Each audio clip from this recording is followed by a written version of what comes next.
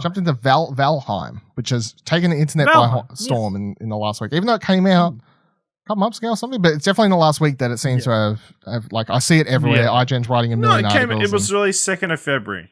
Okay, so want to explain what it is and then give your thoughts on it. So Valheim currently on PC. It's an early access game. It is one of your kind of normal survival games. Like you are literally placed into a Norse world that has been created as part of the world tree Yggdrasil, and you're just like kind of up to you to start making things. So basically your normal survival, you start hitting trees to get wood, you start building, but the thing is the survival aspects of this game aren't the centralized point of this game at all. It's actually about hunting and killing different bosses in the world and exploring the world in itself. So you can kind of make your bases and prepare your foods and everything, gather resources. But it's all about, like, kind of, in this multiplayer experience, it's all about getting ready to take on different mythical bosses. So the first boss is like a giant stag that appears that you kind of have to summon and fight. And it is really good. Like, the survival is... It's an interesting survival mechanic because it's not maybe as hardcore as some others, but it has some very logical and intuitive sorts of mechanics around it. Like, for say, if you want a fire in your house, you need to make sure you build a chimney on your house, or your house is just going to get filled with smoke, and your character, anytime you go in there, is just going to either take massive damage from smoke inhalation, or you're just going to die from it.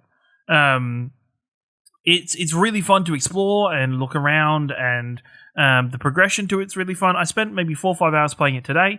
A lot of that was getting used to the building mechanics of the game, because it does have a full range of building suites of craftables and building houses and building bases, and I've seen people have entire forts built up for themselves. It's not as big scale as many games. I think servers at the moment can only hold maybe 10 people. There are community servers, or you can just start your own. Yeah, I think it's it is 10. I remember I was looking at it today. Yeah, I think it's 10 people max, but the map is absolutely massive.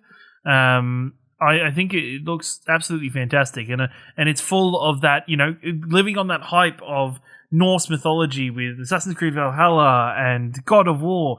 It's continued to dive further and further into that mythology in this. There is lots of kind of runic stones around for you to read. Odin's Raven is kind of your quote-unquote guide to the game that gives you tips and stuff as you're playing.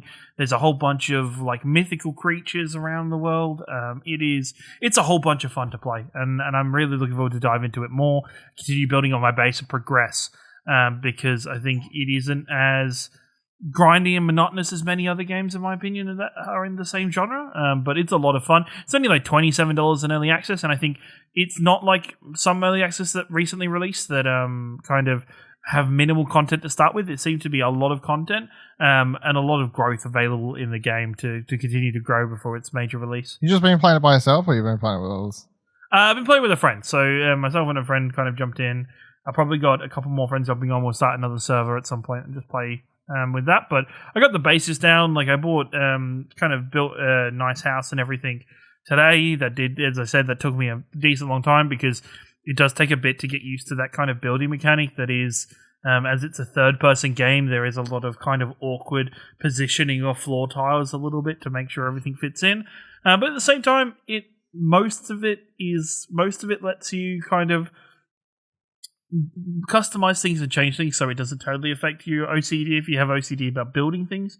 I have like 1 or 2 little things that I think need to be changed, like the ability to completely like rotate an item would be really cool, like 360 degrees of movement.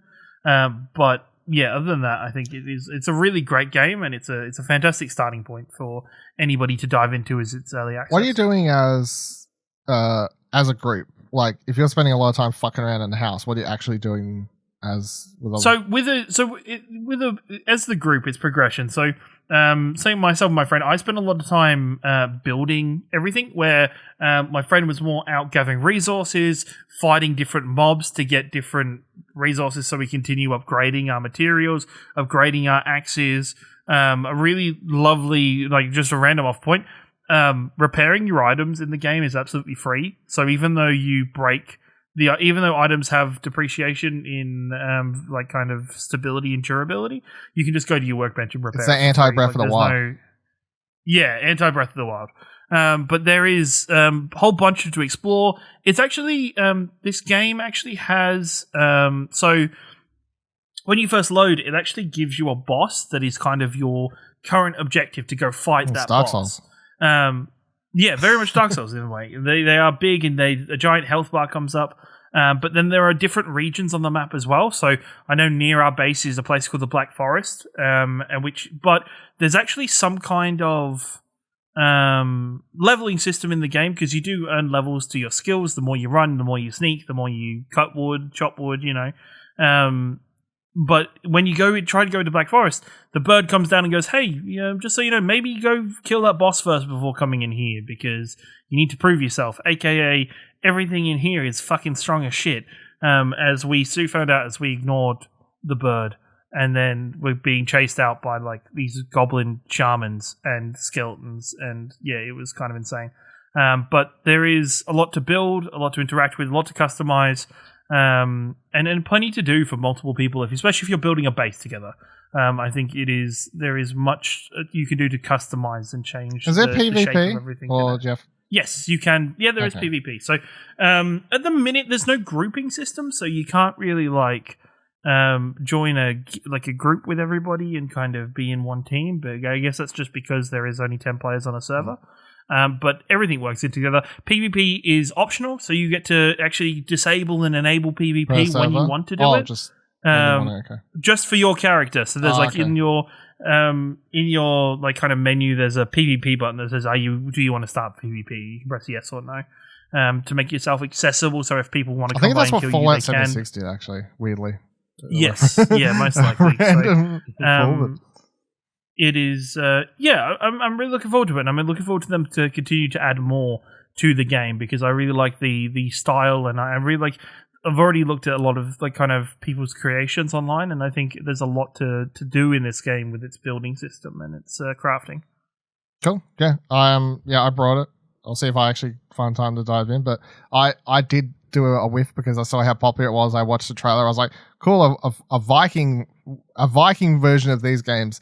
That's the part to pull me over, I guess, the Viking aspect. And I looked up on Steam and I was like, fuck, this actually isn't very expensive for an early access game. So I was like, I brought it.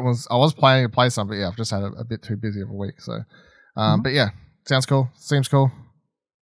Look forward to see what else they do. It's obviously taken off. That always helps these sorts of games when they take off so fast. They take off and they blow up. Yeah. Go well.